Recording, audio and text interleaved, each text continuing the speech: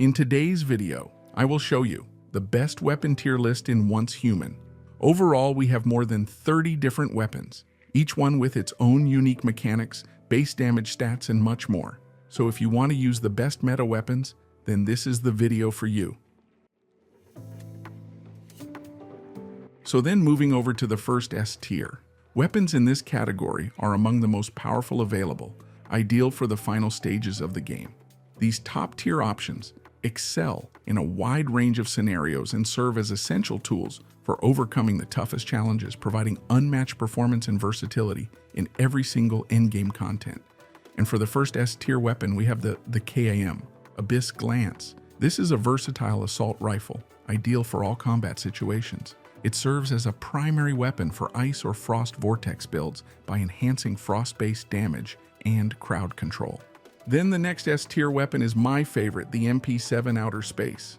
This gun offers a higher magazine capacity than other SMGs and benefits from a power surge build, though the KV SBR Little Jaws is a decent similar option as well.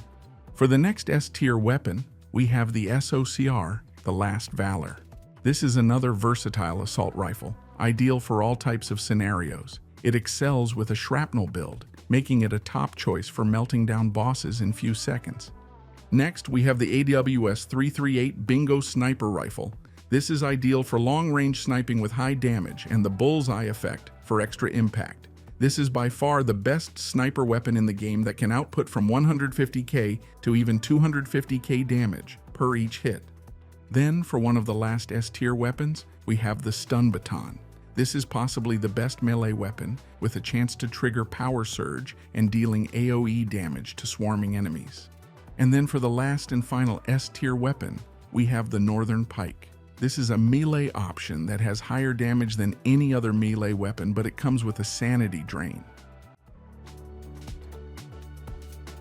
So now let's move over to the next A tier. The weapons in this category offer strong performance and can serve as excellent second choices. They provide reliable alternatives with notable effectiveness in various situations, making them valuable additions to any build. And the first weapon that deserves to be in here is the DE50 Wildfire. This is likely the second best secondary weapon due to its bullseye effect and spread chance. Along with the compound bow, it's a common choice for secondary weapon builds. Then for the next A-tier weapon, we have the KV SBR Little Jaws. This weapon has one of the highest fire rates in the entire game, making it excellent for hordes of enemies. The unstable bomber effect adds an AoE explosive impact, enhancing its crowd control capabilities. Next up, we have the KVD Boom Boom light machine gun. With a high magazine and fire rate, this LMG is ideal for high HP bosses or deviants. It also has a chance to inflict burn damage, making it perfect for a burn build. Then after that, we have the next A-tier weapon called the DB12 Raining Cash. This is the best shotgun for tight, enclosed spaces with increased damage and crit rate from frequent reloads due to the Fortress Warfare effect. Then, for one of the last A-tier weapons, we have the SOCR Outsider. This gun is suited for power surge builds. It offers excellent damage and is easily obtainable. However, most players prefer to use its better counterpart, the SOCR, the Last Valor. And for the last and final A-tier weapon, we have the compound bow.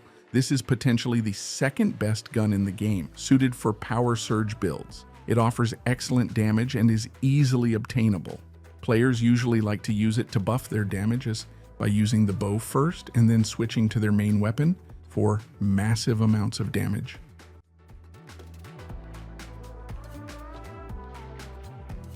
So then let's move over to the B tier. The weapons in this category, while still usable, will fall short compared to the top tier options available in the late game. They may have limitations in damage, effectiveness, or versatility, making them less optimal choices but still functional for players who need alternatives. And for the first B tier weapon, we have the KAM Crank. This is a great assault rifle, suitable for all combat scenarios. It serves as a primary weapon for ice or frost vortex builds, enhancing frost-based damage and control. Then next we have the MP5 Kumawink. This is a less effective legendary SMG due to its low magazine size and fire rate. despite slightly higher damage than any other SMG. The bounce effect is not effective for this weapon, but its damage can compensate for that. Then for the next B-tier weapon, we have the R500 Memento. This pistol offers high damage and better shot control for a secondary weapon, but the KV SBR Little Jaws may be more versatile. This is a great weapon, but unfortunately, there are much better alternatives. Next, we have the MG4 Predator. This machine gun offers low damage with a very high fire rate, and the fast gunner effect, that gives a 40% chance to hit, making ammo virtually infinite. While it can be effective for high HP bosses due to its rapid fire, the KVD Boom Boom is generally considered the much better option.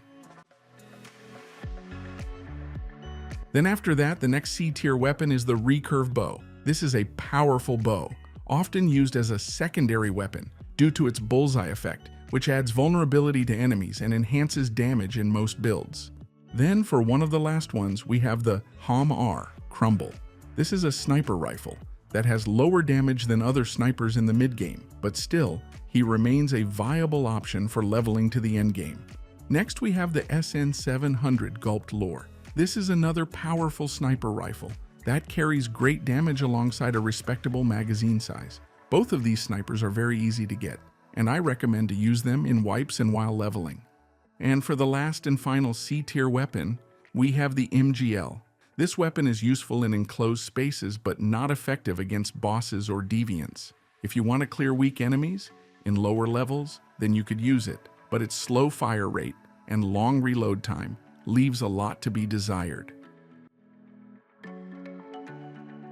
Then now let's move over to the last D tier. I don't recommend to you use these weapons at all unless you just started the game.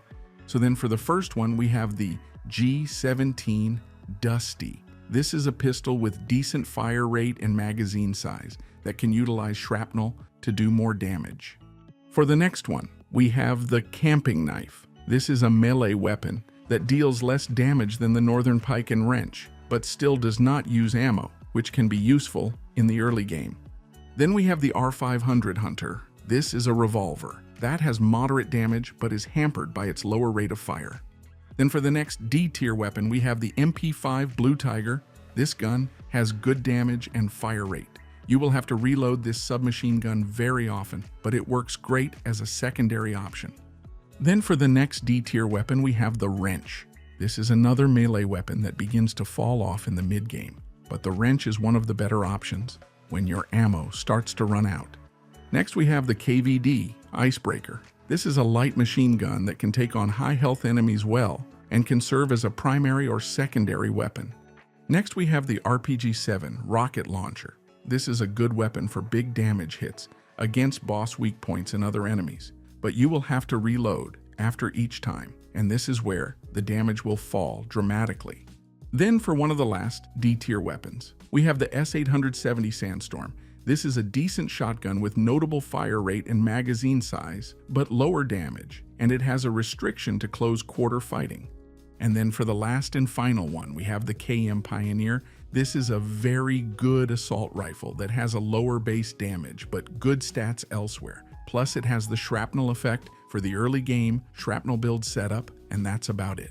So with that said, I really do appreciate everyone for watching, guys, and I hope you enjoyed it.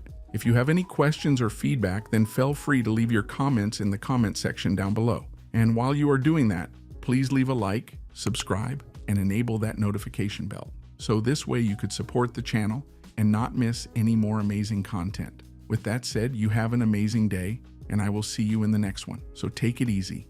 Peace.